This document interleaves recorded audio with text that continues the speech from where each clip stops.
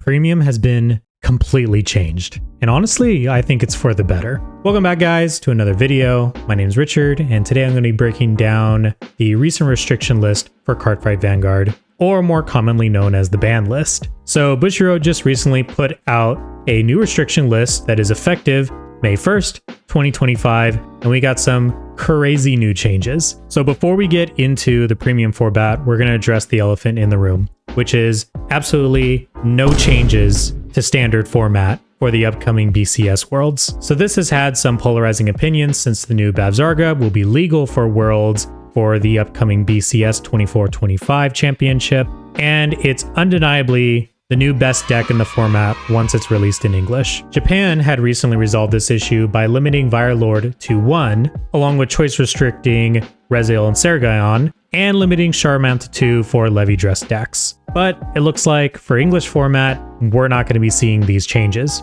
So have fun playing Bavzarga meta, standard players. So to go over the lack of changes for standard format, Bushiroad did state that they noticed significant play for both Reziel and Levy Dress in the standard meta, but because the win rates weren't crazy high or anything that seemed like it needed to be worried about, they decided to go with no changes for now. But we'll see, maybe we'll be mimicking Japan in the near future once Bavzarga is released in English. Another deck they're actually taking a look at is Eleglimma, the Bat deck. So the Bat has had some pretty consistent win rates as well, and people are also talking about potentially hitting the Bat, but the deck hasn't been used nearly as much as Reziel or Levy Dress, so they're keeping an eye on it, but obviously they're not going to make any changes to the Bat as of yet. Continuing on with the restriction list, obviously V Premium saw no changes. V Premium isn't even a real format at this point, so we're just going to glide right through this one. No changes to V, which is astonishing. No, I'm kidding. It's a dead format. So with that said, we're now going to talk about premium format. This is where things get wild. Nubatama, Gear Chronicle, Shadow Paladin, Pale Moon, Genesis, Granblue, Mega Colony, and Neonectar all got hit with this restriction list. But these choice restrictions were specifically aimed at one thing: nerfing the hell out of those Crest decks. Crest decks, since their inception, have had some tops every now and then, such as Shiranui, Chronojet, Luard, and occasionally the Alter Ego Messiah Crest deck will have a top. But with the release of the Harry and Night Rose Stride deck sets, the premium meta saw a whole new shift. The Harry and Night Rose Crest decks dominated every BCS event since their release, so it was time to make a change. Bushiroad implemented choice restrictions between the Grade 1 that generated the Crest with their respective Grade 3 counterparts from the Stride deck sets, with exception to Luard.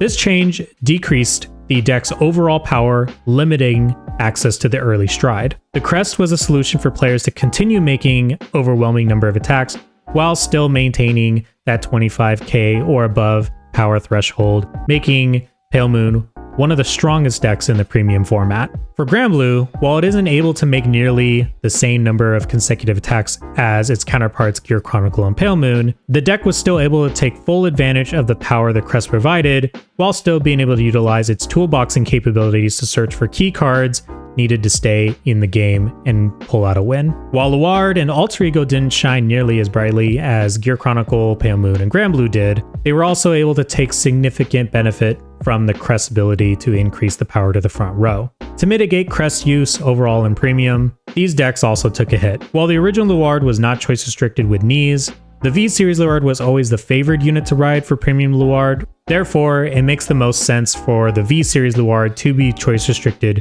with the D-Series knees. And while many modern Messiah decks don't even use the Crest, being the only deck with access to its Crest would present some problems down the road, so Alter Ego also lost access to its Crest. So keep in mind that Crests aren't banned in premium, they're just limited to which grade 3 you can run with them. The main purpose here was to limit the access to early Stride while also maintaining access to the Crest. Because Chronojet, Harry, Night Rose, Alter Ego, and Shiranui all have access to G units that allow them to Stride a turn early, limiting those units to have access to the Crest makes it more fair for the rest of the format. Now, while Luard doesn't have access to a G unit that allows them to stride early, the V-Series Luard is still the favorable unit to ride in the deck, so it makes sense that they limited the V-Series Luard with the D series knees. This is because the V series Luard allows you to generate force markers pretty consistently if you're able to search out your drag strider, ride it,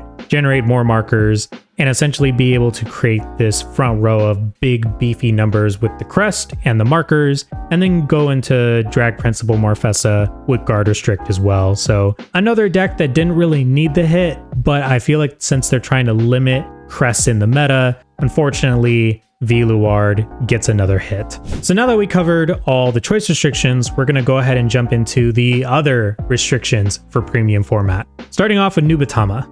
Nubatama overall suffered a reduction in guard restriction with the restriction of Muzukaze and control capabilities of reducing the opponent's hand. Muzukaze says that until the end of the turn, your opponent cannot call cards that he or she called that turn from hand to guard circle, meaning that the minute your opponent plays a grade 0, they cannot call more grade 0s from hand, same with grade 1s for PGs, and on, making it really difficult to guard multiple attacks, and therefore Muzukaze is banned. Continuing with that, Tsukumoto-kan had the ability to Ken of Blast 2, and your opponent has to choose 4 cards from their hand and bind them. Combining that with Muzukaze created some really oppressive offensive turns for Nubatama, and therefore Tsukumoto-kan is also banned. Next up, we're going to return to Gear Chronicle and talk about the choice restriction between the D-Series Mazer Gear and the original Steam Maiden Melon. The choice restriction between Mazer Gear and the original Melon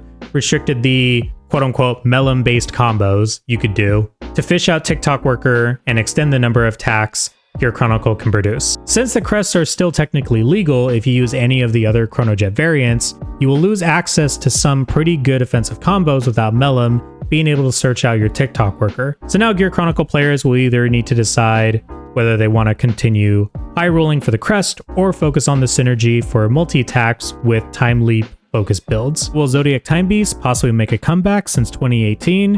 Or will Steam Maidens make a return as the only viable Gear Chronicle archetype? Next up, we're going to talk about Dark Irregulars. Dark Irregulars lost critical offensive pressure with the restrictions of Hope on Damp and Variance Hard Leg. Hope on Damp forces the opponent to only call exactly 20k shield from hand to the guard circle. No more, no less for the turn, making the deck extremely difficult to guard against for attacks. Similarly, Variance Hard Leg states that if you have 3 or more cards with the same name for 3 different card names, your opponent has to call 3 cards from hand or more at a time. Combine both of these cards, and your opponent will need to pray that they have enough heal triggers in hand to G-guard and stop all of these attacks. That said, both of these cards are now banned, so sorry DI players. Before we dive into the rest of the ban list, we're going to talk about 50 cards, your one-stop shop for everything Vanguard. They've got singles, sleeves, deck boxes, and playmats, and pre-orders for the Urara and Michiru deck sets, which are perfect for new players. These deck sets let you jump right into competitive play without too much hassle of trying to update your decks from scratch. You can grab all your Vanguard needs and essentials at 50 cards and use code Nexus for an additional 5% off at checkout. So huge thanks to 50 cards for supporting the channel. And let's go ahead and jump right back into the ban list video. So continuing on, we have Keter Sanctuary, which got a significant hit within Genesis, but also a hit that covers the entire nation. Reverence Rush Dragon is banned, meaning no more putting heals on the top of your deck or free G-Guard or just being able to heal and keep your damage low. So that's just not a thing we can do anymore. This specific restriction helps prevent game delays and disincentivizes players to build decks around the condition of giving themselves a heal trigger at the top of their deck every turn they call Reverence Rush from hand. And we all know that game delays are a nightmare for floor judges, so this restriction makes a lot of sense. So jumping into Genesis, the Fenrir deck lost a lot of their core pieces. The limitation of Gelga and the restrictions of Dreaming Dragon and Melissa is a huge hit to Fenrir because they focused on disrupting the opponent's board during the guard step, which eventually lead to the opponent decking out and then using Dreaming Dragon to maintain control of the game state by keeping their deck replenished over and over. The goal of the Fenrir deck was to use the combination of Gelga, Dreaming Dragon, and Melissa to disrupt their opponent's board during the guard step, which will eventually lead to the opponent decking out, while using Dreaming Dragon to maintain the game state and replenish the Fenrir player's deck,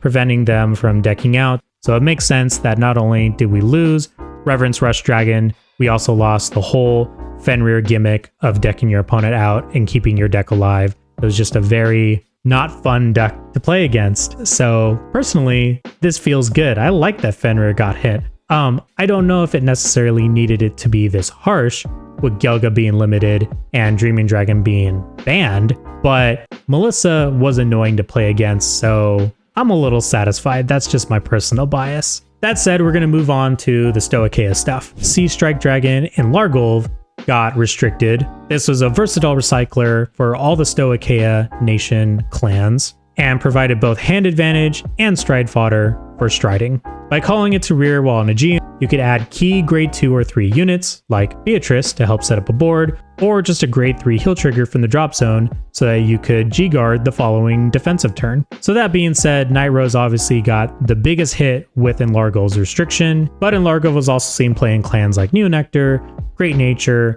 and occasionally Mega Colonies, so I think overall to prevent Enlargol's use in the premium format, they decided to just restrict it overall, which is kind of crazy, but the card is really, really good for premium. I think every single Stoicheia premium deck was at least running one copy of this card, considering how good it was being a toolbox for your drop zone. Speaking of Night Rose getting nerfed, we got another choice restriction between Beatrice and Negrelily. So not only did Granblue endure a huge blow after losing in Largolv, they also lost critical defensive options with the restriction between Beatrice and Negrelily. The viability of Negrelily is now severely limited, requiring reliance on cards like Skeleton Cannoneer to already be on the board for defensive plays. Previously, players would be able to use Negrelily to call any ghost unit from their drop zone, including Beatrice. Beatrice could then use its ability to call any card from the drop zone to the rearguard circle